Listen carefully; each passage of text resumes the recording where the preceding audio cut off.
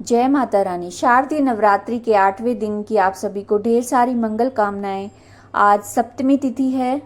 आज की दुर्गा सप्तशती के पाठ में आप सुनेंगे वेदोक्त देवी सूक्त, तंत्रोक्त देवी सूक्त, प्रधानिक रहस्य और वैकृतिक रहस्य, मूर्ति रहस्य, समा प्रार्थना और इसी के साथ दुर्गा सप्तशती का पाठ आज संपूर्ण हो जाएगा। तो आइए पहले शुरुआत करते हैं सप्त श्लोकी दुर्गा से। शिवजी बोले, हे देवी, तुम भक्तों के लिए शुल्भ हो और समस्त कर्मों का विधान करने वाली हो। कलयुग में कामनाओं की सिद्धि हेतु यदि कोई उपाय हो तो उसे अपनी वाणी के द्वारा सम्यक रूप से व्यक्त करो। देवी ने कहा, हे देव, आपका मेरे ऊपर बहुत स्नेह है। कलयुग में समस्त कामनाओं को सिद्ध करने वाला जो साधन है वो बतलाऊंगी, सुन। उसका नाम अम्बा स्तुति है। ओम इस दुर्गा सप्त श्लोकी स्तोत्र मंत्र के नारायण ऋषि हैं। अनुष्टुप छंद है। श्री महाकाली, महालक्ष्मी और महासरस्वती देवता हैं। श्री दुर्गा की प्रसन्नता के लिए सप्त श्लोकी दुर्गा पाठ में इसका विनियोग किया जाता है। वे भगवती महामाया देवी ज्ञानियों के चित्त को बलपूर्वक खींच कर मोह में डाल देती हैं। माँ दुर्गे आप स्मरण करने पर सभी प्राणियों के भय को हर लेती हैं। स्वस्थ पुरुषों द्वारा चिंतन करने पर उन्हें परम कल्याणमयी बुद्धि प्रदान करती हैं। दुख, दरिद्रता, भय हरने वाली देवी आपके सिवा दूसरी कौन है जिसका चित्त सबका उपकार करने के लिए सदा दयादर रहता हो। नारायणी, तुम सब प्रकार का मंगल प्रदान करने वाली मंगलमयी हो, कल्याणदायिनी शिवा हो, सब पुरुषार्थों को सिद्ध करने वाली शरणागत वत्सला, 3 नेत्रों वाली एवं गौरी हो। तुम्हें नमस्कार है। शरण में आए हुए दीनों एवं पीड़ितों की रक्षा में संलग्न रहने वाली तथा सबकी पीड़ा दूर करने वाली नारायणी देवी, तुम्हें नमस्कार है। सर्व स्वरूपा सर्वेश्वरी, सभी प्रकार की शक्तियों से संपन्न दिव्य रूपा दुर्गे देवी, सभी भयों से हमारी रक्षा करो। तुम्हें नमस्कार है। देवी, तुम प्रसन्न होने पर रोगों को नष्ट कर देती हो, कुपित होने पर मनोवांछित सभी कामनाओं का नाश कर देती हो। जो लोग तुम्हारी शरण में जा चुके हैं उन पर विपत्ति तो आती नहीं है। तुम्हारी शरण में गए हुए मनुष्य दूसरों को शरण देने वाले हो जाते हैं। सर्वेश्वरी, तुम इसी प्रकार तीनों लोगों की समस्त बाधाओं को शांत करो और हमारे शत्रुओं का नाश करती रहो। ऋग्वेदोक्त देवी सूक्त। हाथ में जल लेकर यह विनियोग पढ़े। ओम ऐम इस पाठ ऋचाओं वाले सूक्त के वागम्भृणी ऋषि हैं। सचित सुखात्मक सर्वगत परमात्मा देवता हैं। दूसरी ऋचा के जगती शिष्टों में त्रिष्टुप छंद है। देवी महात्म के पाठ में इसका विनियोग किया जाता है। ये पढ़कर हाथ का जल दुर्गा जी के सानिध्य में रख दें, जो सिंह की पीठ पर विराजमान है, जिनके मस्तक पर चंद्रमा का मुकुट है, जो मरकत मणि के समान कांति वाली अपनी 4 भुजाओं में शंख, चक्र, धनुष और बाण धारण करती हैं, 3 नेत्रों से सुशोभित हैं, जिनके भिन्न भिन्न अंग, बांधे हुए बाजूबंद हार, कंकण, खनखनाती हुई करधनी और रुनझुन करते नुपुरों से विभूषित हैं, जिनके कानों में रतन जटित कुंडल झिलमिलाते रहते हैं। वे भगवती दुर्गा हमारी दुर्गति दूर करने वाली हों। महर्षि अम्भृण की कन्या का नाम वाक था। वो बड़ी ब्रह्मज्ञानिनी थी। उसने देवी के साथ अभिन्नता प्राप्त कर ली थी। उसी के ये उद्गार हैं। मैं सच्चिदानंदमयी सर्वात्मा देवी रुद्र, वसु, आदित्य, विश्व देवगणों के रूप में विचरती हूँ। मैं ही मित्र और वरुण दोनों, इंद्र और अग्नि को, दोनों अश्विनी कुमारों को धारण करती हूँ। मैं ही शत्रुओं के नाशक आकाशचारी देवता सोम को, त्वष्टा प्रजापति को, पूषा और भग को भी धारण करती हूँ।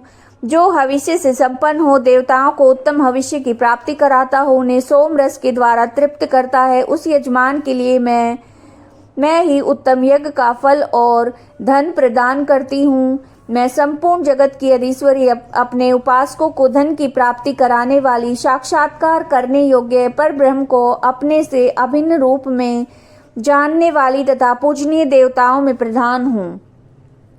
मैं प्रपंच रूप से अनेक भावों में स्थित हूँ। संपूर्ण भूतों में मेरा प्रवेश है और अनेक स्थानों में रहने वाले देवता जहाँ कहीं जो कुछ भी करते हैं वह सब मेरे लिए करते हैं। जो अन्न खाता है वो मेरी शक्ति से खाता है, क्योंकि मैं ही भोक्त्री शक्ति हूँ। इसी प्रकार जो देखता है, जो सांस लेता है, जो कही हुई बात को सुनता है, वो मेरी सहायता से युक्त सब कर्म करने में समर्थ होता है। जो मुझे इस रूप में नहीं जानते वे न जानने के कारण दीन दशा को प्राप्त हो जाते हैं। हे बहुश्रुत, मैं तुम्हें श्रद्धा से प्राप्त होने वाले ब्रह्म तत्व का उपदेश करती हूँ, सुनो। मैं स्वयं ही देवताओं और मनुष्यों द्वारा सेवित इस दुर्लभ तत्व का वर्णन करती हूँ। मैं जिस जिस पुरुष की रक्षा करना चाहती हूँ उसको सबकी अपेक्षा अधिक शक्तिशाली बना देती हूँ। उसी को सृष्टिकर्ता ब्रह्मा, परोक्ष ज्ञान संपन्न ऋषि तथा उत्तम मेधा शक्ति से युक्त बनाती हूँ। मैं ही ब्रह्मद्वेषी हिंसक असुरों का वध करने के लिए रुद्र के धनुष को चढ़ाती हूँ। मैं ही शरणागत जनों की रक्षा के लिए शत्रुओं से युद्ध करती हूँ तथा अंतर्यामी रूप से पृथ्वी और आकाश के भीतर व्याप्त रहती हूँ। मैं ही इस जगत के पिता रूप आकाश को सर्वाधिष्ठान स्वरूप परमात्मा के ऊपर उत्पन्न करती हूँ। समुद्र संपूर्ण भूतों के उत्पत्ति स्थान परमात्मा में तथा जल बुद्धि की व्यापक वृत्तियों में मेरे कारण कारण स्वरूप चैतन्य ब्रह्म की स्थिति है। अतएव मैं समस्त भुवन में व्याप्त रहती हूँ तथा उस स्वर्ग लोक का भी अपने शरीर से स्पर्श करती हूँ। मैं कारण रूप से जब समस्त विश्व की रचना आरंभ करती हूँ तब दूसरों की प्रेरणा के बिना स्वयं ही वायु की भांति चलती हूँ। स्वेच्छा से ही क्रम में प्रवृत्त होती हूँ। मैं पृथ्वी और आकाश दोनों से परे हूँ और अपनी महिमा से ही मैं ऐसी हुई हूँ। तंत्रोक्त देवी सूक्त। देवता बोले, देवी को नमस्कार है। महादेवी शिवा को सर्वदा नमस्कार है। प्रकृति एवं भद्रा को प्रणाम है। हम लोग नियम पूर्वक जगदम्बा को नमस्कार करते हैं। रौद्रा को नमस्कार है। नित्या गौरी एवं धात्री को बारंबार प्रणाम है। ज्योत्सनामयी चंद्र रूपिणी एवं सुख स्वरूपा देवी को सतत प्रणाम है। शरणागतों का कल्याण करने वाली वृद्धि एवं सिद्धि रूपा देवी को हम बार बार नमस्कार करते हैं। नैश्रिति राक्षसों की राजलक्ष्मी, राजाओं की लक्ष्मी तथा सर्वाणी स्वरूपा आप जगदम्बा को बार बार नमस्कार है। दुर्गा, दुर्ग पारा, दुर्गम संकट से पार उतारने वाली सारा, सबकी सारभूता, सर्वकारिणी ख्याति कृष्णा और धूम्रा देवी को सर्वदा नमस्कार है। अत्यंत सौम्य तथा अत्यंत रौद्र रूपा देवी को हम नमस्कार करते हैं, उन्हें बारंबार प्रणाम है। जगत की आधारभूताकृति देवी को बारंबार नमस्कार है। जो देवी सब प्राणियों में विष्णु माया के नाम से कही जाती है उनको नमस्कार है, उनको नमस्कार है, उनको बारंबार नमस्कार है। जो देवी सब प्राणियों में चेतना कहलाती है उनको नमस्कार है, उनको नमस्कार है, उनको बारंबार नमस्कार है। जो देवी सब प्राणियों में बुद्धि रूप से स्थित है उनको नमस्कार है, उनको नमस्कार है, उनको बारंबार नमस्कार है। जो देवी सब प्राणियों में निद्रा रूप से स्थित है उनको नमस्कार है, उनको नमस्कार है, उनको बारंबार नमस्कार है। जो देवी सब प्राणियों में शुद्धा रूप से स्थित है उनको नमस्कार है, उनको नमस्कार है, उनको बारंबार नमस्कार है। जो देवी सब प्राणियों में छाया रूप से स्थित है उनको नमस्कार है, उनको नमस्कार है, उनको बार बार नमस्कार है। जो देवी सब प्राणियों में शक्ति रूप से स्थित है उनको नमस्कार है, उनको नमस्कार है, उनको बार बार नमस्कार है। जो देवी सब प्राणियों में तृष्णा रूप से स्थित है उनको नमस्कार है, उनको नमस्कार है, उनको बार बार नमस्कार है। जो देवी सब प्राणियों में शांति समारूप से स्थित है उनको नमस्कार है, उनको नमस्कार है, उनको बार बार नमस्कार है। जो देवी सब प्राणियों में जाति रूप से स्थित है उनको नमस्कार है, उनको नमस्कार है, उनको बार बार नमस्कार है। जो देवी सब प्राणियों में लज्जा रूप से स्थित है उनको नमस्कार है, उनको नमस्कार है, उनको बारंबार नमस्कार है। जो देवी सब प्राणियों में शांति रूप से स्थित है उनको नमस्कार है, उनको नमस्कार है, उनको बारंबार नमस्कार है। जो देवी सब प्राणियों में श्रद्धा रूप से स्थित है उनको नमस्कार है, उनको नमस्कार है, उनको बारंबार नमस्कार है। जो देवी सब प्राणियों में कांति रूप से स्थित है उनको नमस्कार है, उनको नमस्कार है, उनको बारंबार नमस्कार है। जो देवी सब प्राणियों में लक्ष्मी रूप में स्थित है उनको नमस्कार है, उनको नमस्कार है, उनको बारंबार नमस्कार है। जो देवी सब प्राणियों में वृत्ति रूप से स्थित है उनको नमस्कार है, उनको नमस्कार है, उनको बारंबार नमस्कार है। जो देवी सब प्राणियों में स्मृति रूप से स्थित है उनको नमस्कार है, उनको नमस्कार है, उनको बारंबार नमस्कार है। जो देवी सब प्राणियों में दया रूप से स्थित है उनको नमस्कार है, उनको नमस्कार है, उनको बारंबार नमस्कार है। जो देवी सब प्राणियों में तुष्टि रूप से स्थित है उनको नमस्कार है, उनको नमस्कार है, उनको बारंबार नमस्कार है। जो देवी सब प्राणियों में माता रूप से स्थित है, उनको नमस्कार है, उनको नमस्कार है, उनको बारंबार नमस्कार है। जो देवी सब प्राणियों में भ्रांति रूप से स्थित है, उनको नमस्कार है, उनको नमस्कार है, उनको बारंबार नमस्कार है। जो जीवों के इंद्रिय वर्ग की अधिष्ठात्री देवी एवं सब प्राणियों में सदा व्याप्त रहने वाली है, उन व्यापत्ति देवी को बारंबार नमस्कार है। जो देवी चैतन्य रूप से इस संपूर्ण जगत को व्याप्त करके स्थित हैं, उनको नमस्कार है, उनको नमस्कार है, उनको बारंबार नमस्कार है। पूर्व काल में अपने अभिष्ट की प्राप्ति होने से देवताओं ने जिनकी स्तुति की तथा देवराज इंद्र ने बहुत दिनों तक जिनका सेवन किया, वो कल्याण की साधन भूता ईश्वरी हमारा कल्याण और मंगल करे तथा सारी आपत्तियों का नाश कर डाले। उद्दंड दैत्यों से सताए हुए हम सभी देवता जिन परमेश्वरी को इस समय नमस्कार करते हैं तथा जो भक्ति से विनम्र पुरुषों द्वारा स्मरण की जाने पर तत्काल संपूर्ण विपत्तियों का नाश कर देती हैं, वे जगदम्बा हमारा संकट दूर करें। प्रधानिक रहस्य विनियोग सप्तशती के इन तीनों रहस्यों के नारायण ऋषि अनुष्टुप छंद श्री महाकाली, महालक्ष्मी और महासरस्वती देवता हैं। शास्त्रोक्त फल की प्राप्ति के लिए जप में इसका विनियोग होता है। राजा बोले, भगवान आपने चंडिका के अवतारों की कथा मुझसे कही है ब्रह्मांड, अब इन अवतारों की प्रधान प्रकृति का निरूपण कीजिए। द्विश्रेष्ठ मैं आपके चरणों में पड़ा हूँ, मुझे देवी के जिस स्वरूप की और जिस विधि से आराधना करनी है वो सब यथार्थ रूप से बतलाइए।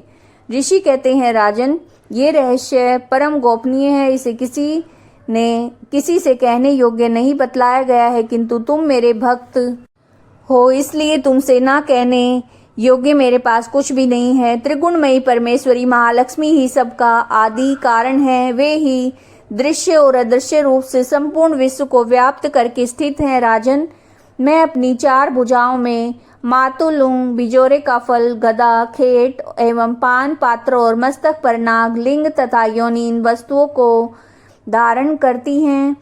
तपाए हुए स्वर्ण के समान उनकी कांति है, तपाए हुए स्वर्ण के ही उनके भूषण हैं। उन्होंने अपने तेज से इस शून्य जगत को परिपूर्ण किया है। परमेश्वरी महालक्ष्मी ने इस संपूर्ण जगत को शून्य देखकर केवल तमोगुण रूप उपाधि के द्वारा एक अन्य उत्कृष्ट रूप धारण किया है।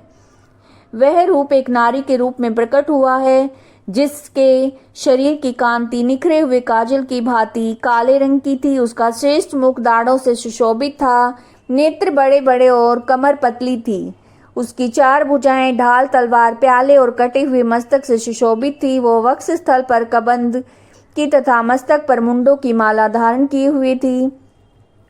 इस प्रकार प्रकट हुई स्त्रियों में श्रेष्ठ तामसी देवी ने महालक्ष्मी से कहा, माता जी आपको नमस्कार है, मुझे मेरा नाम और कर्म बताइए। तब महालक्ष्मी ने स्त्रियों में श्रेष्ठ उस तामसी देवी से कहा, मैं तुम्हें नाम प्रदान करती हूँ और तुम्हारे जो जो कर्म हैं उनको भी बतलाती हूँ। महामाया, महाकाली, महामारी, क्षुधा, तृषा, निद्रा, तृष्णा, एक वीरा, काल रात्रि और दुरत्या ये तुम्हारे नाम हैं, जो कर्मों के द्वारा लोक में चरितार्थ होंगे। इन नामों के द्वारा तुम्हारे कर्मों को जानकर भी उनका पाठ करता है वह सुख भोगता है।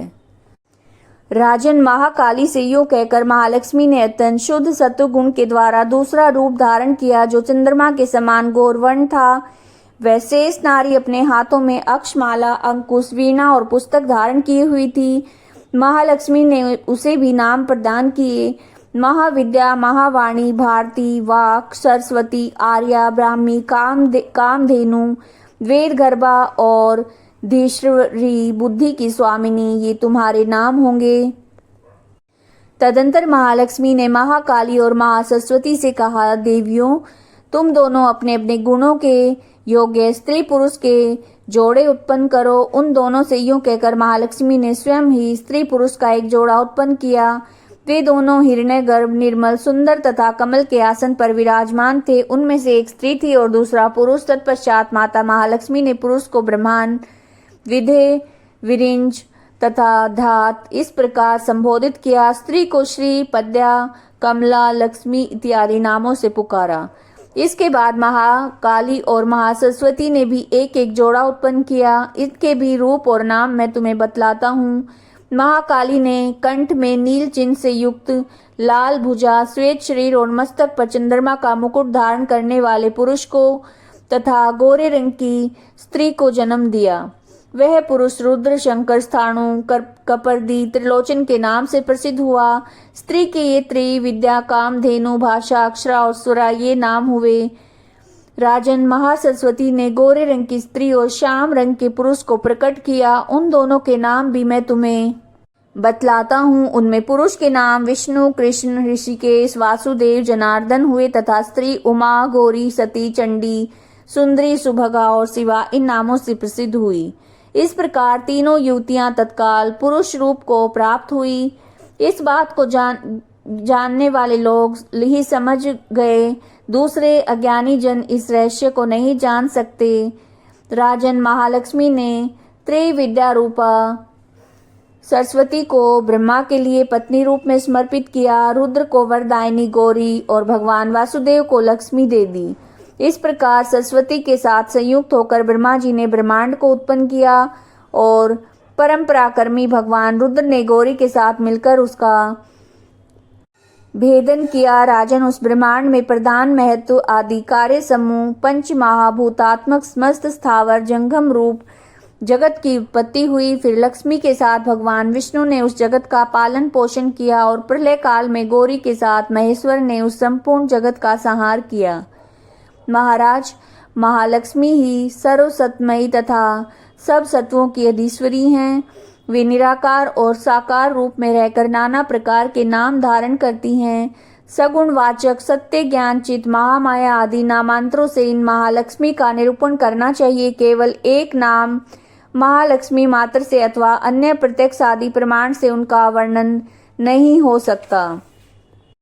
अथ वैकृतिक रहस्य। ऋषि कहते हैं, राजन, पहले जिन सत्व प्रधाना त्रिगुणमयी महालक्ष्मी के तामसी आदि भेद से 3 स्वरूप बतलाए गए, वे सर्वा, चंडिका, दुर्गा, भद्रा और भगवती अनेक नामों से कही जाती हैं। तमोगुणमयी महाकाली भगवान विष्णु की योग निद्रा कही गई हैं। मधु और कैटभ का नाश करने के लिए ब्रह्मा जी ने जिनकी स्तुति की थी, उन्हीं का नाम महाकाली है। उनके 10 मुख, 10 भुजाएं और 10 पैर हैं। वे काजल के समान काले रंग की हैं। 30 नेत्रों की विशाल पंक्ति से सुशोभित होती हैं। भूपाल उनके दांत और दाढ़ें चमकती रहती हैं। यद्यपि उनका रूप भयंकर है, तथापि वे रूप, सौभाग्य, कांति और महती संपदा की अधिष्ठान हैं। वे अपने हाथों में खड्ग, बाण, गदा, शूल, चक्र, शंख, भुसुंडी, परिघ, धनुष तथा जिससे रक्त चूता रहता है ऐसा कटा हुआ मस्तक धारण करती हैं। ये महाकाली भगवान विष्णु की दुस्तर माया हैं। आराधना करने पर ये चराचर जगत को अपने उपासक के अधीन कर देती हैं। संपूर्ण देवताओं के अंगों में जिनका प्रादुर्भाव हुआ था, वे अनंत कांति से युक्त साक्षात महालक्ष्मी हैं। उन्हें ही त्रिगुणमयी प्रकृति कहते हैं तथा वे महिषासुर का मर्दन करने वाली हैं। उनका मुख गोरा, भुजाएं श्याम, स्तन मंडल अत्यंत श्वेत, कटी भाग और चरण लाल तथा जंघा और पिंडली नीले रंग की हैं। अजय होने के कारण उनको अपने शौर्य का अभिमान है। कटी के आगे का भाग बहुरंगे वस्त्र से आच्छादित होने के कारण अत्यंत सुंदर और विचित्र दिखाई देता है। उनकी माला, वस्त्र, आभूषण तथा अंगराग सभी विचित्र हैं। वे कांति, रूप और सौभाग्य से सुशोभित हैं। यद्यपि उनकी भुजाओं हजारों भुजाएं हैं, तथापि उन्हें 18 भुजाओं से युक्त मानकर उनकी पूजा करनी चाहिए। अब उनके दाहिने ओर के निचले हाथों से लेकर बाईं ओर के निचले हाथों तक में क्रमश जो अस्त्र हैं, उनका वर्णन किया जाता है। अक्षमाला, कमल, बाण, खड्ग, वज्र, गदा, चक्र, त्रिशूल, परशु, शंख, घंटा, पाश, शक्ति, दंड, चर्म, धनुष, पान पात्र और कमंडलू, इन आयुधों से उनकी भुजाएं विभूषित हैं। वे कमल के आसन पर विराजमान हैं, सर्वदेवमयी हैं तथा सबकी ईश्वरी हैं। राजन, जो इन महालक्ष्मी देवी का पूजन करता है, वो सब लोकों तथा देवताओं का भी स्वामी होता है। जो एकमात्र सत्वगुण के आश्रित होकर पार्वती जी के शरीर से प्रकट हुई थी, जिन्होंने शुंभ नामक दैत्य का संहार किया था, वे साक्षात महासरस्वती कही गई हैं। पृथ्वी पते उनके 8 भुजाएं हैं। वे अपने हाथों में क्रमश बाण, मूसल, शूल, चक्र, शंख, घंटा, हल और धनुष धारण करती हैं। ये महासरस्वती देवी, जो निशुंभ का मर्दन और शुंभासुर का संहार करने वाली हैं, भक्ति पूर्वक पूजित होने पर सर्वज्ञता प्रदान करती हैं। राजन, इस प्रकार तुमसे महाकाली आदि तीनों मूर्तियों के स्वरूप बतलाए हैं। अब जगन माता महालक्ष्मी की तथा महाकाली आदि तीनों मूर्तियों की पृथक पृथक उपासना श्रवण करो। जब महालक्ष्मी की पूजा करनी हो तब उन्हें मध्य में स्थापित करके उनके दक्षिण और वाम भाग में क्रमशः महाकाली और महासरस्वती का पूजन करना चाहिए। पृष्ठ भाग में तीनों युगल देवताओं की पूजा करनी चाहिए। महालक्ष्मी के ठीक पीछे मध्य भाग में सरस्वती के साथ ब्रह्मा का पूजन करें। उनके दक्षिण भाग में गौरी के साथ रुद्र की पूजा करें। वाम भाग में लक्ष्मी सहित विष्णु का पूजन करें। महालक्ष्मी आदि तीनों देवियों के सामने निम्न अंकित 3 देवियों की भी पूजा करनी चाहिए। मध्यस्थ महालक्ष्मी के आगे मध्यम भाग में 18 भुजाओं वाली महालक्ष्मी का पूजन करें। उनके वाम भाग में 10 मुखों वाली महाकाली का और दक्षिण भाग में 8 भुजाओं वाली महासरस्वती का पूजन करें। राजन, जब केवल 18 भुजाओं वाली महालक्ष्मी अथवा 10 मुखी कालिका या अष्टभुजा सरस्वती का पूजन करना हो तब सब अरिष्टों की शांति के लिए इनके दक्षिण भाग में कालकी और वाम भाग में मृत्यु की भली भांति पूजा करनी चाहिए। जब शुंभासुर का संहार करने वाली अष्टभुजा देवी की पूजा करनी हो तब उनके साथ उनकी 9 शक्तियों का दक्षिण भाग में रुद्र एवं वाम भाग में गणेश जी का पूजन करना चाहिए। ब्राह्मी, माहेश्वरी, कौमारी, वैष्णवी, वाराही, नारसिंही, इंद्री, शिवदूती और चामुंडा ये 9 शक्तियां हैं। नमो दिव्य इस स्तोत्र से महालक्ष्मी का पूजन करना चाहिए तथा उनके 3 अवतारों की पूजा के समय उनके चरित्रों में जो स्तोत्र और मंत्र आए हैं उन्हीं का उपयोग करना चाहिए। 18 भुजाओं वाली महिषासुरमर्दिनी महालक्ष्मी ही विशेष रूप से पूजनीय हैं क्योंकि वे महालक्ष्मी, महाकाली, महासरस्वती कहलाती हैं। वे ही पुण्य पापों की अधीश्वरी तथा संपूर्ण लोकों की महेश्वरी हैं। जिसने महिषासुर का अंत करने वाली महालक्ष्मी की भक्ति पूर्वक आराधना की है वही संसार का स्वामी है। अतः जगत को धारण करने वाली भक्त वत्सला भगवती चंडिका की अवश्य पूजा करनी चाहिए। अर्घ्य आदि से, आभूषणों से, गंध, पुष्प, अक्षत, धूप, दीप और नाना प्रकार के भक्ष्य पदार्थों से युक्त नैवेद्यों से, रक्त सिंचित बलि से, मांस से, मदिरा से भी देवी का पूजन होता है। राजन, बलि और मांस आदि से की जाने वाली पूजा ब्राह्मणों को छोड़कर बताई गई है। उनके लिए मांस और मदिरा से कहीं भी पूजा का विधान नहीं है। प्रणाम, आचमन के योग्य जल, सुगंधित चंदन, कपूर, तांबुल आदि सामग्रियों को भक्ति भाव से निवेदन करके देवी की पूजा करनी चाहिए। देवी के सामने बाएं भाग में कटे मस्तक वाले महादित्य महासुर का पूजन करना चाहिए जिसने भगवती के साथ सायुज्य प्राप्त कर लिया है। इसी प्रकार देवी के सामने दक्षिण भाग में उनके वाहन सिंह का पूजन करना चाहिए जो संपूर्ण धर्म का प्रतीक और षड्विध ऐश्वर्य से युक्त है। उसी ने इस चराचर जगत को धारण कर रखा है। तदंतर बुद्धिमान पुरुष एकाग्रचित होकर देवी की स्तुति करें, फिर हाथ जोड़कर तीनों पूर्वोक्त चरित्रों द्वारा भगवती का सत्वन करें। यदि कोई एक ही चरित्र से स्तुति करना चाहे तो केवल मध्यम चरित्र के पाठ से कर ले, किंतु प्रथम और उत्तम चरित्रों में से एक का पाठ न करे। आधे चरित्र का भी पाठ करना मना है। जो आधे चरित्र का पाठ करता है उसका पाठ सफल नहीं होता।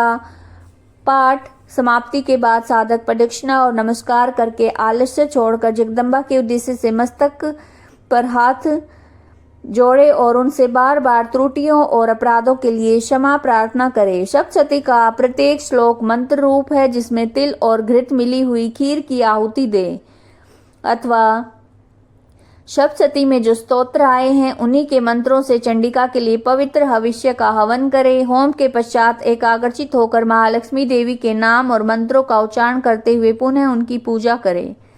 तत्पश्चात मन और इंद्रियों के वश में रखते हुए हाथ जोड़कर विनीत भाव से देवी को प्रणाम करे।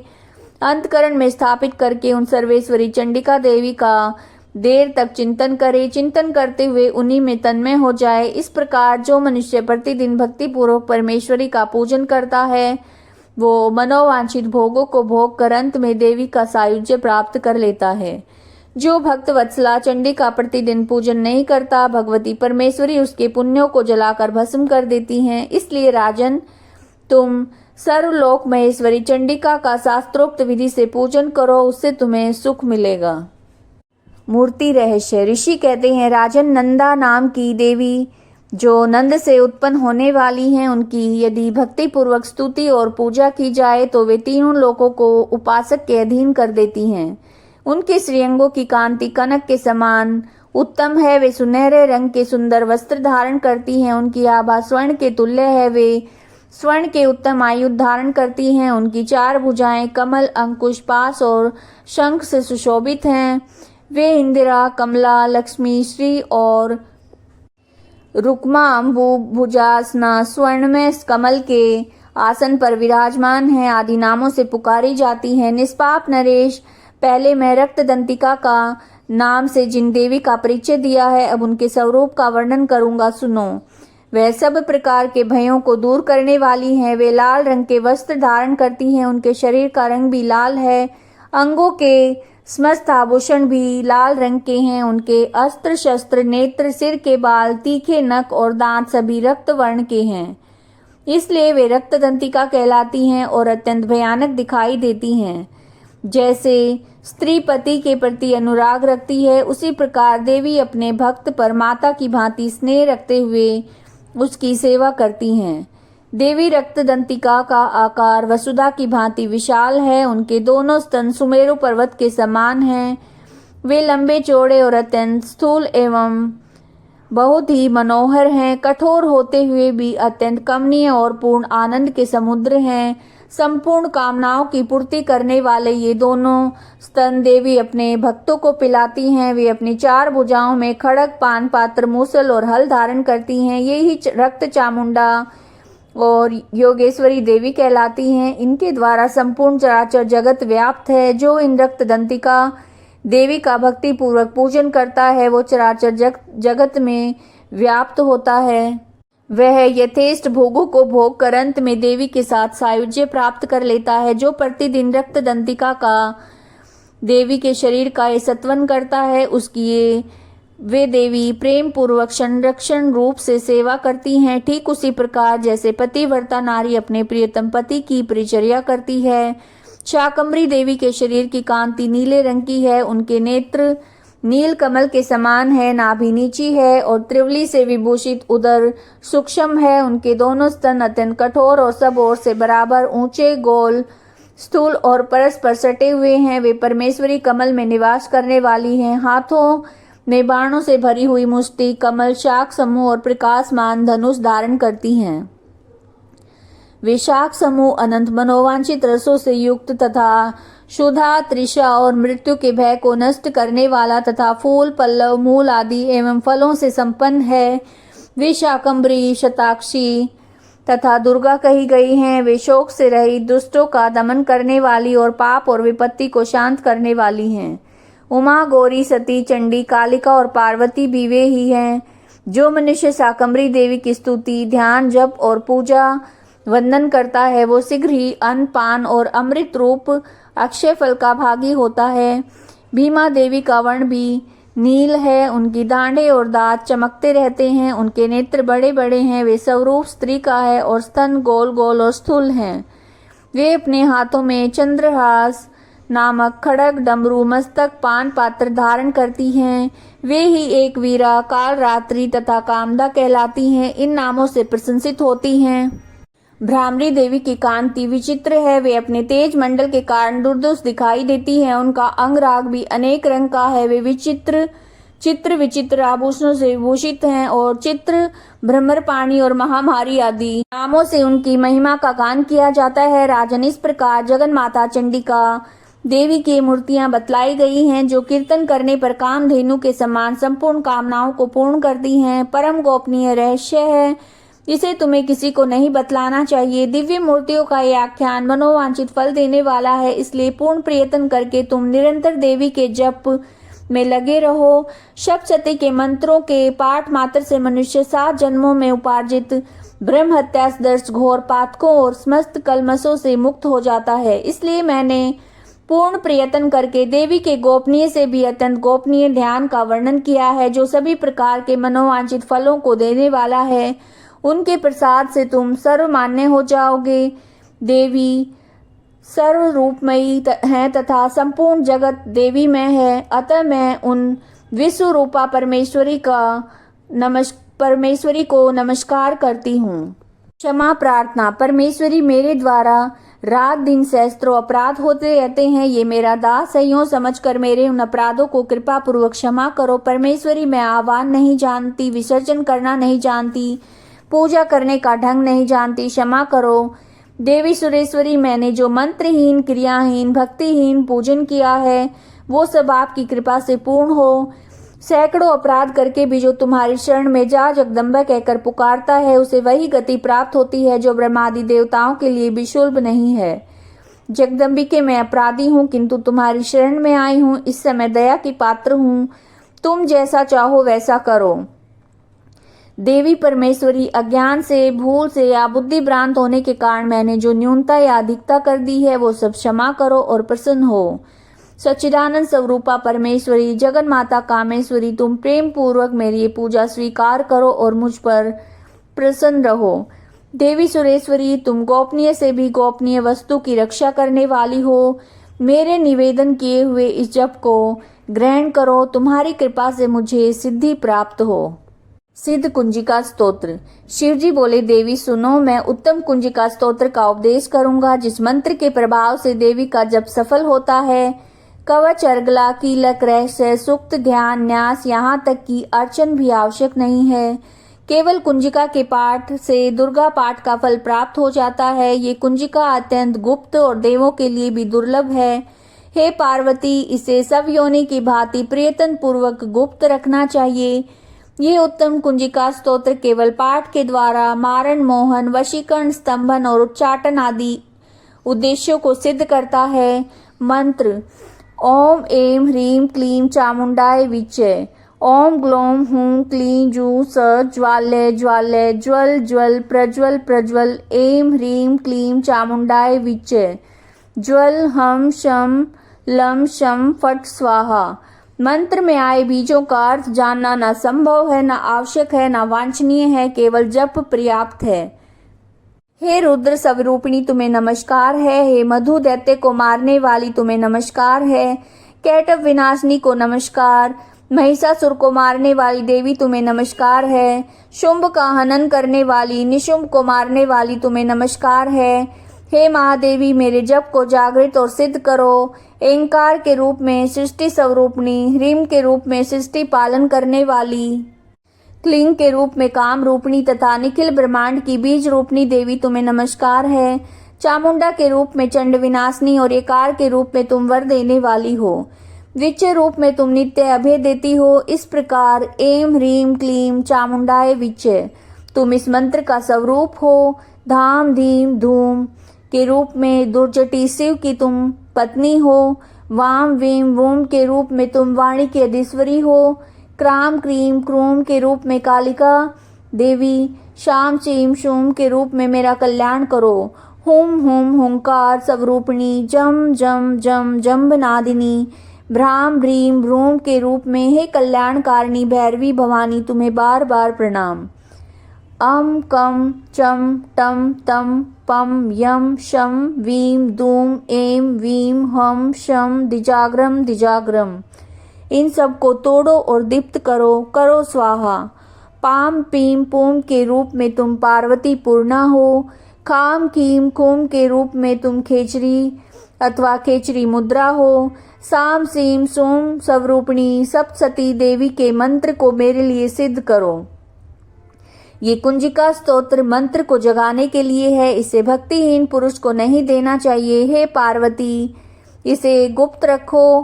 हे देवी, जो बिना कुंजिका के सप्तसती का पाठ करता है उसे उसी प्रकार सिद्धि नहीं मिलती जिस प्रकार से वन में रोना निरर्थक होता है।